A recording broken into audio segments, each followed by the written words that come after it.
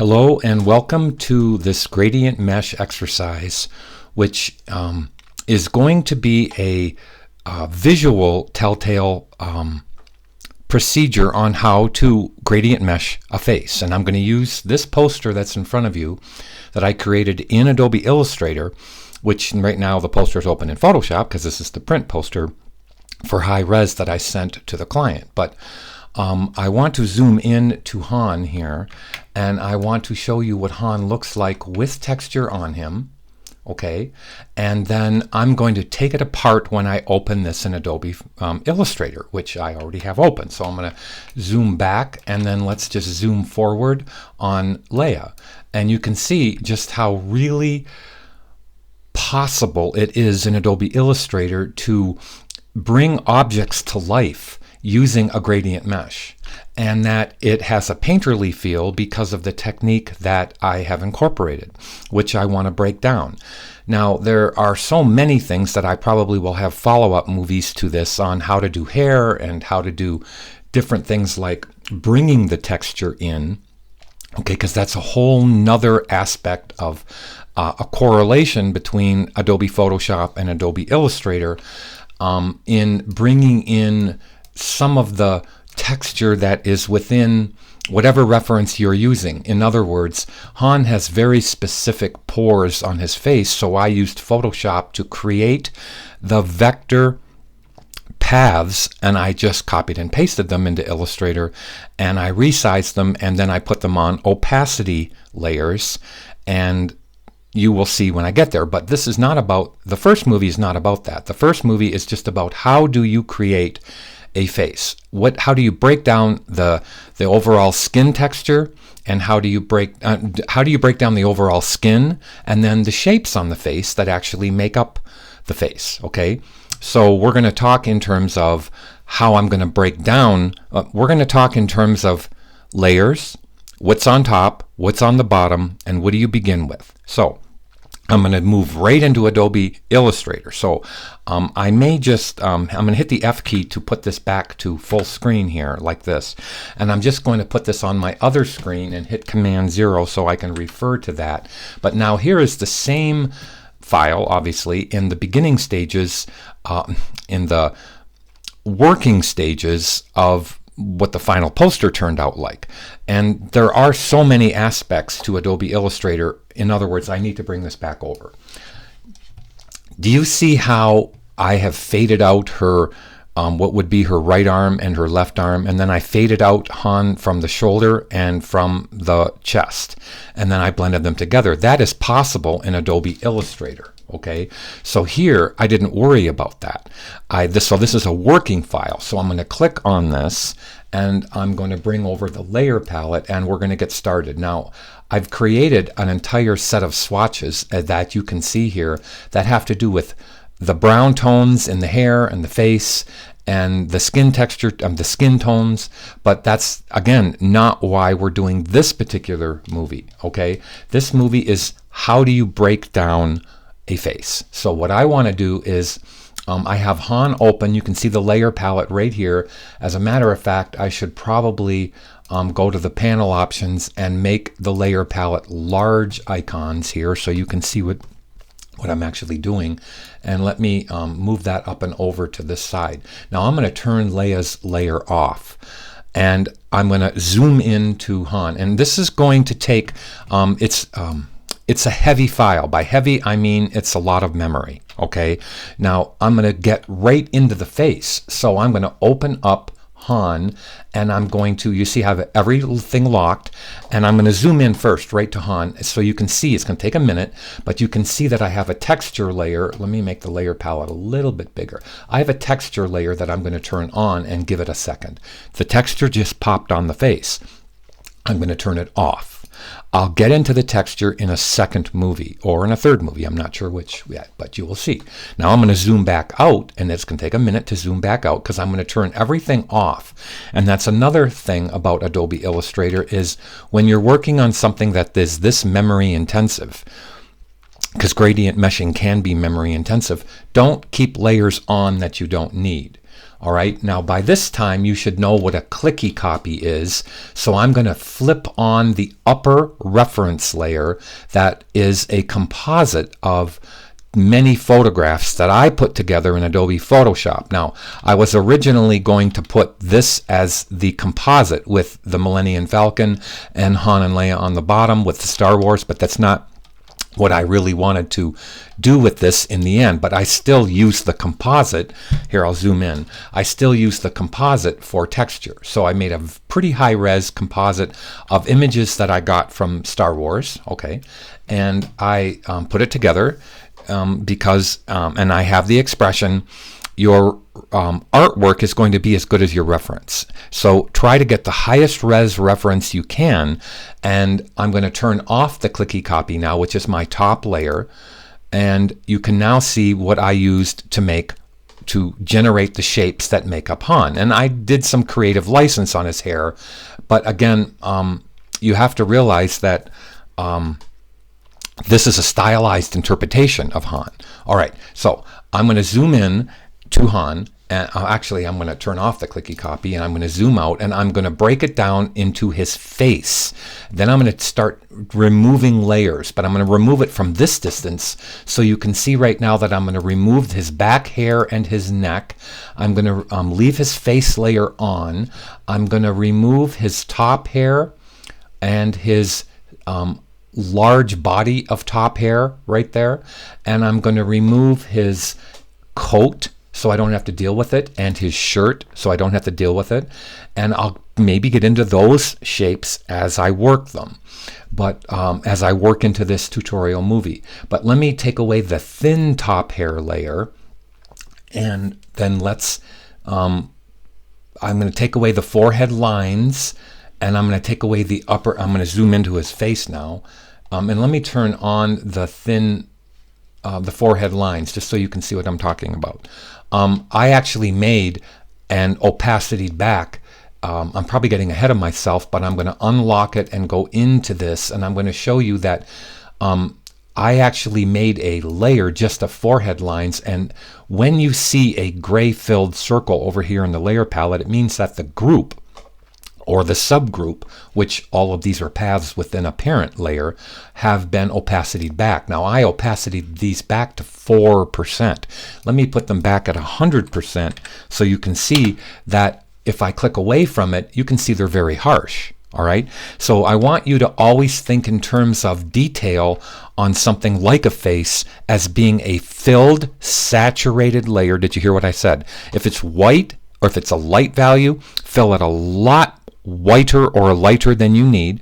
If it's a dark value, fill it with a lot darker than you need, and then use opacity to create a beautiful blend with whatever texture or color is underneath. So I'm now going to Command Z or Control Z back that, and you can see when I click away that these forehead lines just blend into the face beautifully. I'll turn them off and on so you can see how they actually react. So when you see something that's very light on the screen like this, let me zoom into that, please consider that that is light because it's a dark value, but it's blended so you can see through to the tone underneath. And I want you to always consider that it's best to go lighter or darker fully and use opacity to have beautiful color within the value. Now, I am going to say one more thing based on what I just said, because there's a million things I want to tell you. I'm going to try to get to this. But I'm going to go back, or I'm going to show you back at 100% what this would have looked like. That dark is a saturated dark. It's not black. It's black with color in it. All right, and that's very important, because if I opacity back this value and I have only used black in that value, so what I'm going to do right now is bring over the color palette. I just want to, I want to test and see if I'm correct or not correct. So I'm going to grab I for the eyedropper, and I'm going to grab that value. Now what I did was I went into that value and I turned that value, let me double click this. See how that is a color black? See how I've gone into the color of that black right here, and I made it a red black. Don't think that this over here is really the value. It's actually over here. And I'm going to Click OK. So that black is a red black because the face has reds in it. So when I opacity it back, I don't want it to be a gray value on the face. I want it to actually be a hue or tint that blends with the face. I'm probably saying that badly, but I don't care. I'm going to hit 4 on this, and you're going to see that 4% was the percentage that I actually used, but I'm going to turn off the forehead lines. Now let's get right into what this was about. So there's so many things I want to share with you, all right? But now I'm going to remove, let me zoom in, I'm going to remove his actual face from this because I want you to see what it is to build to the top shapes. And I'm going to try to go, I'll do it this way, then I'll do it backwards, and then we'll explain it. I'll explain it as I go. All right, I'll try real hard. So the building of a face is very important. And I want to talk about it by showing you the face in the composite layers that I made. But so right now, let me turn off the eyebrows. Let me turn off the eyebrow hair, if I can find it, right there. And now let me go right into the Han right eye and Han left eye. And I'm going to turn off right now the upper mouth and the lower mouth. And then I'm going to turn back on the face. Now I'm going to turn on the clicky copy so you can see something. When I see a face that I have to do, and I included the nose in this gradient mesh because it was possible to do so. But just like I turned off the eyes and the lips, I could have actually put the nose in a different gradient mesh, a smaller gradient mesh that you can see that I'm actually rotating around. But in this case, I didn't have to. So I'm going to explain as I move on through this how you build a face. So I'm going to turn on the clicky copy, and I'm going to keep on turning on the clicky copy throughout these various stages. So when I see that face, I have to have right here on the clicky copy, I want you to ask yourself, I didn't say that right. I want you to look at this face, whatever face you're looking at, in terms of that you don't see the eyes, you don't see the mouth, and you don't see, in some cases, even the nose. So you only see the skin texture. So you will understand what I'm talking about when I actually now turn off the clicky copy. And let's now go to the original face that I made. So I'm going to open up the face layer. I'm unlocking it, and I'm opening up the face layer. I'm going to lock up the forehead lines. Now I want you to look over to the right and see how many faces I actually created. I'm going to unlock all of these faces, as you see that I'm doing right there, and I'm going to turn off the final face that I created, and I'm going to turn on the beginning face that I created. So I'm going to be moving up and down on this layer palette. Now, and we're going to talk about construction of gradient mesh lines. Now, in talking about construction of gradient mesh lines, I have a PDF file, which a lot of you have already seen, some of you have not, and I'm going to bring it over to the screen here, and I want to remind all of you, or tell you for the first time, when you build a mesh, and I'm going to zoom into this PDF file, and let me click this button. Okay. You mostly start out, not fully 100% of the time, but most gradient meshes, including the face, start out as a rectangle. And then you turn the rectangle in the direction of whatever shape you're actually going to paint. In the case of this cap, the colors are going from the upper left to the lower right. So I turned the construction or the direction of the rectangle there.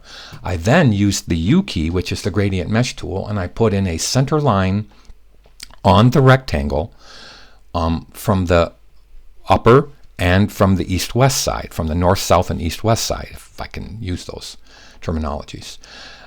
Before I did that, however, I colored the whatever shape I'm using, with the middle value, and it doesn't necessarily mean 50%, but with the middle value. So I used the eyedropper and I colored the rectangle in this case, which was a green. And you can see that over here when I show you that I actually colored it with green.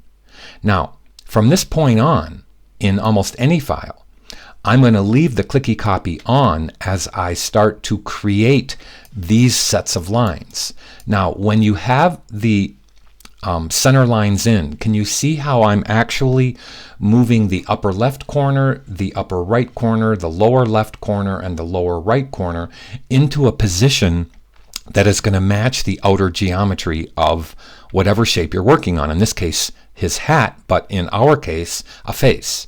So let me now move over to here, and you can see how I've actually now made the outer lines of this mesh match the parts that were important to do. The part underneath here I didn't have to match because all of Mario's face was going to cover up the actual mesh. Okay, so I didn't have to worry about matching the geometry of this line that I'm actually making right here.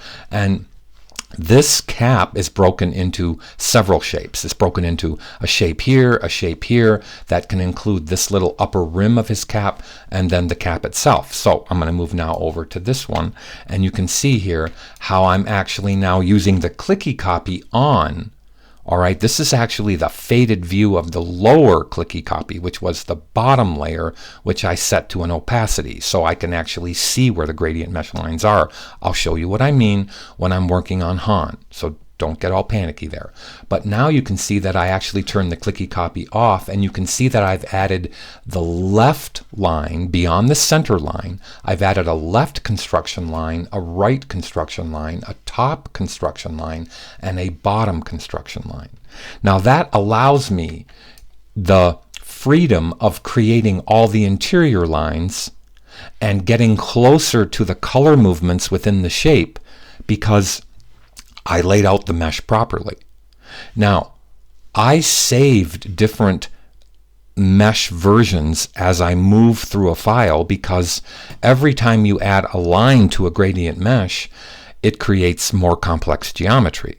You don't ever want to only have one gradient mesh, and I'll show you what I mean by that right now. So let's take this simple thing which goes from a center line. Look what I'm doing again. It goes from a center line right here, center and center, to left, right, bottom, top, and then all the interior geometry can then pretty much be clicked pretty simply and moved.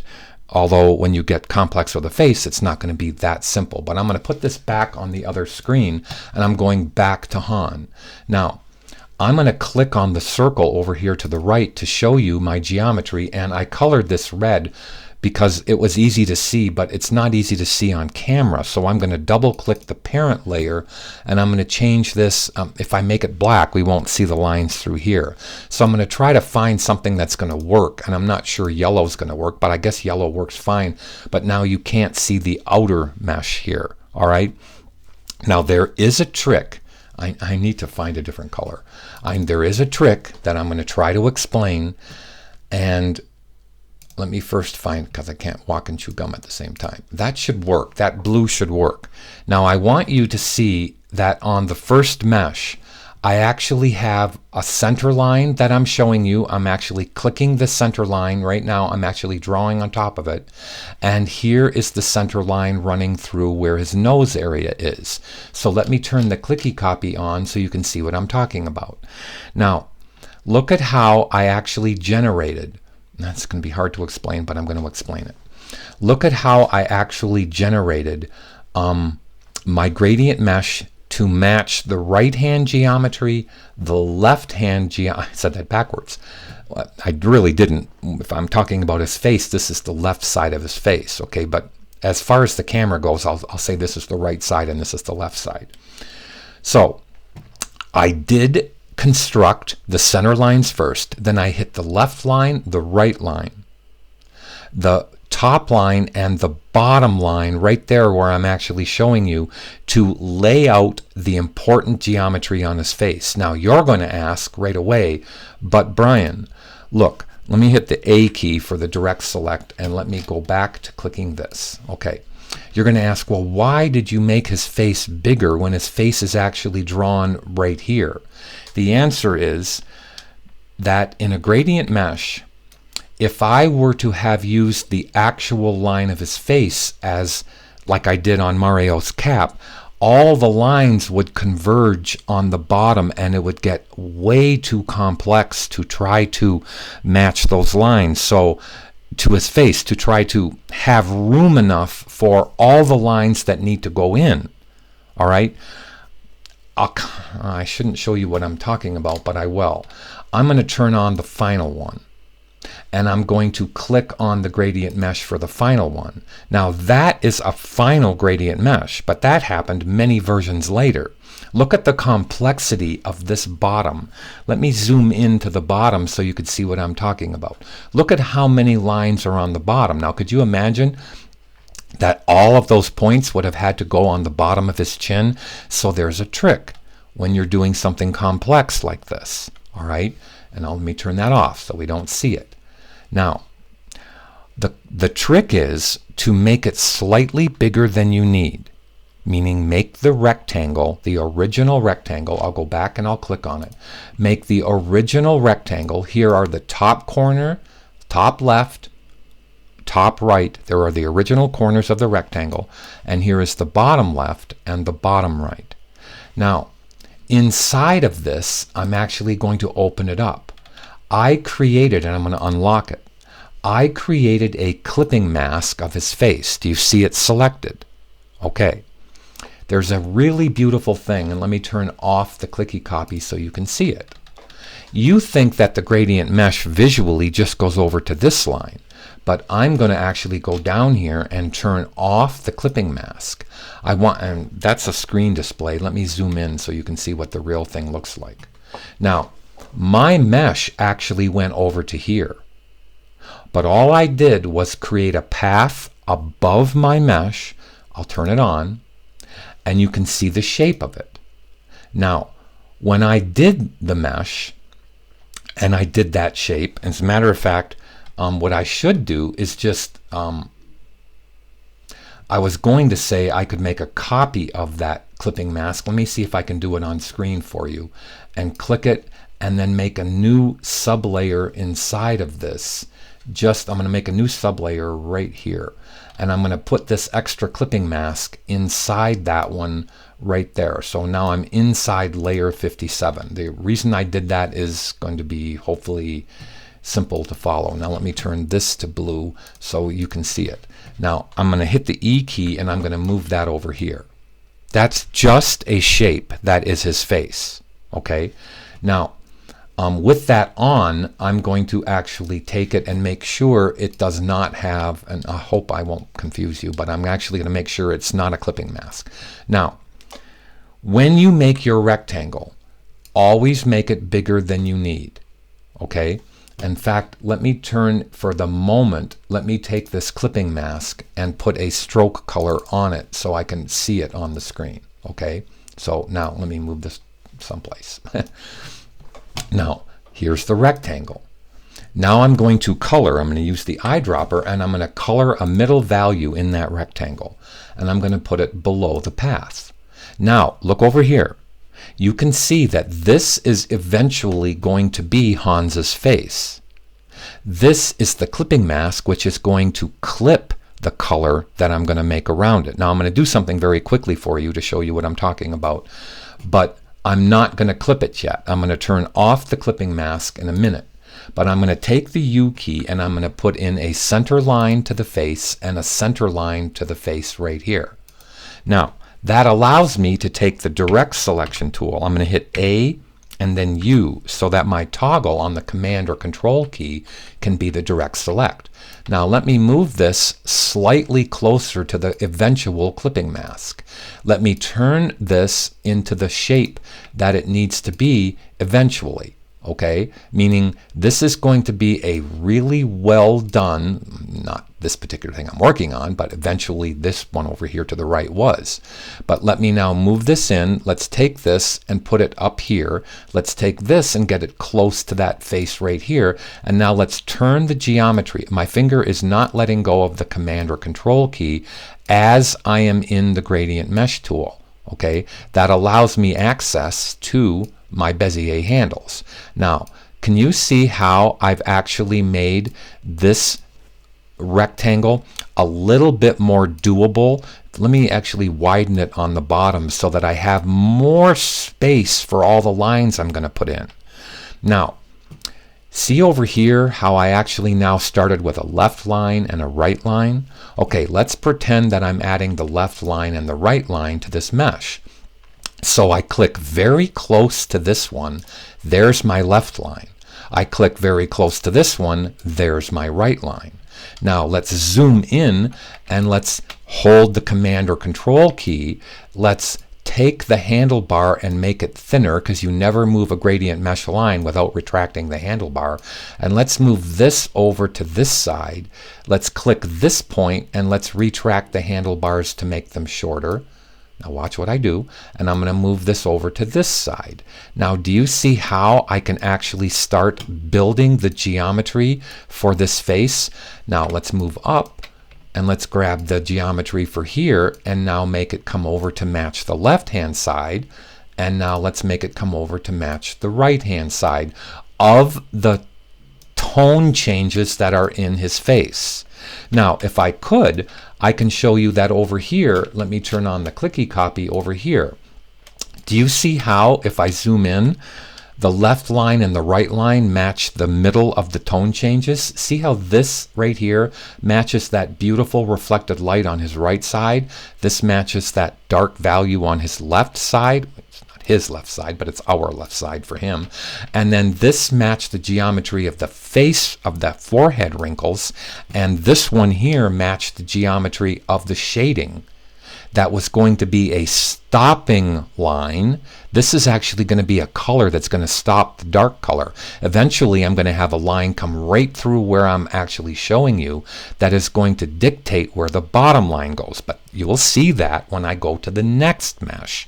Now, see how I started the geometry? This is where I made the decision that, hey, I can actually make his nose part of his original mesh, which to me was cool. I really liked trying to do that. But this is where I dictated all of that. Now, I'm going to turn off the clicky copy, and I'm going to show you that when I flip it back on and off, please look at where I dropped all of these points. So when I wanted to get a color in this general area, I clicked, I hit the eyedropper tool, I turned on the clicky copy, and I eyedropped that tone. Then I held the Command or Control key and I clicked and I eyedropped that tone. I didn't care what other little detail changes were inside of here. The rule on a gradient mesh is, when you're doing something complex like this, color as you go. Please understand what I just said. Color as you go. Now, if I color that one dark and I color this one, that tone right there, I realize the dark is going to go to the halfway point. I don't care. All I know is when I put in that line, I can eyedrop the color eventually, which will force the dark back over to the left. Did you understand what I just meant? So let me turn off the clicky copy and see how the dark goes halfway over to this one. But at least I have a beautifully colored yet simplified version of his tone in his face right here. Now let me turn on the clicky copy and show you what I'm talking about. Look at each point that I'm turning off and on. They are the correct colors at this time. Now, let's move back over to this guy and let's clip this mesh. I should put in the bottom line first. So let me put in a bottom line to simulate this bottom line here, and let me put in a top line to simulate this. Now here's what I want to tell you. It's kind of important. Let me turn on the clicky copy. Never click, if you can, inside a mesh. Always click the outer part. Now watch how I'm going to take this. I could have made it this one or this one if you're asking. Okay, eventually. But look at how I'm going to take, and I'm going to click away from this. Look at how I can take this tone and advance it to the position where it's angling up where I know I can click. Now the line's going to go straight across, but at least I'll have it on the left and right side in the correct area. See how that goes straight across? You just have to move the points down. So I'll show you what I mean over here. Let's turn off the clicky copy and let's go to this one. Now let's say that the color, right here, let me pull a guide down. Let's say that the color actually, whoops, I gotta turn on guides. Let's say that the color actually goes from this point and goes down across this way and up across that way. You don't want to click right here because then you'd have to move 2 points up. Did you follow what I just said? Why don't you click the mesh with the U key over here? And now that you've clicked it, look at how you can actually now take this. Let me zoom in. Retract the handlebars. I'm sorry, but this is what geometry is all about, and move it down like this. Now what if this one had a forehead line which went down like this? Let's retract the handlebars. Now let's pull this handlebar out to start what wrinkle would be in the face. Let's just pretend I'm making it move up. Now this one, let's retract the handlebar and let's put it down where the geometry should be. And now do you see how I can actually now make clean geometry come straight down? I should actually take this one and make it go like that, and make sure that this has good geometry like that. Now look at how I've made a forehead line which has beautiful geometry to it. Now let's eventually build for a nose. So now what if the nose came down like this and I had a little nose wrinkle just like that? Now look at how I've actually positioned that for the nose. Let's go back over here and I'll show you that's what I did for his nose. Now let's turn on the clicky copy and you can see where I positioned that. I positioned it somewhere because I knew that I was going to need geometry to go in this direction. Please understand that. Now let's go do the chin. You can either use this line as what your bottom line was, or any line. In other words, let's talk about the darkness for the bottom. Eventually I'm going to have a color line. I'm zooming in right there. Eventually I'm going to have a color line of dark right here. Do you follow what I mean? And it's going to go straight across out to here. I just chose, and it didn't matter, but I just chose to have this be the light line. So then I call this a stopping line. Now let's go over here and make the decision on this little guy. So now let's take in and let's follow that darkness right to the edge. Let's take the U key and click straight across. Now this is where I want the geometry to anchor itself. In this case, for this guy, I have to move this one up and I have to go into this and fix the geometry for over here. So I'm going to take this, I have to locate that little point right there and fix it. Whoops, that wasn't it. Let me Z back. It was this one right there. So now I have to take this handlebar and start that geometry by fixing it. Now let's take this one and move it up and over. This one should probably have moved over that way. And now let's click and let's now make this geometry sweeter. Now let's take this and make it come out for what would eventually be, see how I'm doing that? See how I can actually now relocate that geometry? What would that have been for? It would have been for this line or this line. And in this case, if I turn on the clicky copy again to show you again, it was for the light value. Now, that was a pretty good explanation of how to initialize and do the basic geometry. Now, let's make the clipping mask. With this, I'm going to unlock the actual little shape that I made. So here's the clipping mask. Let me move in. Look at how beautiful that is. It matches his face. Now, let's hold the Shift key or the Command or Control key and click on the mesh. Now I have both selected. If I go to Object, Clipping Mask, and Make, it's going to clip out the rest of the shape. Now you have to go into the clipping group, and because you never want to turn this mask that I'm turning off and on, and again, don't look at the edge, it always does that. If I zoom in and zoom back out, it'll be fine. Look at the mesh itself. Look at how clean that is going to make it. Now, Illustrator makes it possible to have a clipping group, but to visually turn off the mask and lock it, because I don't ever want to turn, look what I'm clicking on, or showing you where it is. I don't want to click on that shape and make it into a gradient mesh. So what did I do? I locked it. Now, I'm going to start on the next movie because this one's already pretty long, and I'm going to call this movie number 1. Now let's break the face down into the different versions that actually finally get to the shading that I need to get to before I can start all the detail on the face. So go to the second movie.